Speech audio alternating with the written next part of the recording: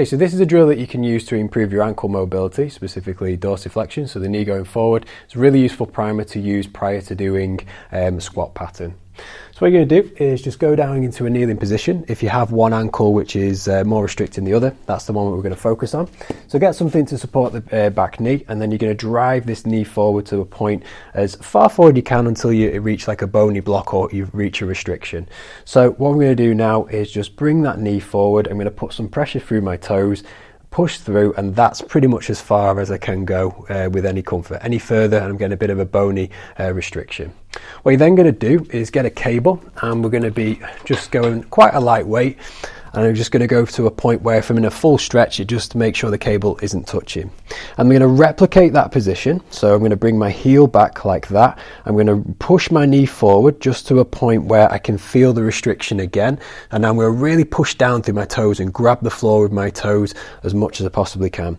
So now I can really feel my quad working in order to stabilize that foot and maintain that position. That's exactly what you want. Whilst in that position, now I'm going to do a row. So I'm going to row on this side, just a normal row. Don't worry about contracting your lat, just pull it towards you, breathe out and drive the opposing hip forward. So I'm going to breathe out like that and back. And again, it's not trying to contract my lat, I'm more just trying to rotate my torso. Breathe out and again.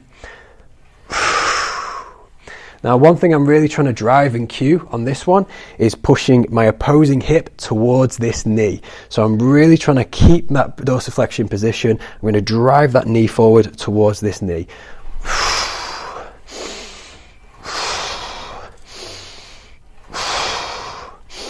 Remembering to let this knee slightly come in, and as you do this movement, you should feel things just gently ease off and just go further into the motion there, so further into the movement. So if ankle mobility is something you really struggle with, make sure you give this exercise a go on the problematic side. Don't go too heavy, take it easy, ease into the movement, but remember, if you get this right, you should notice an improvement in the way you can engage your quads, your glutes, and the way the knee goes over the foot. If you found this video useful, we really appreciate it if you drop it a like, and if you want to keep up to date with our latest content, make sure you hit subscribe.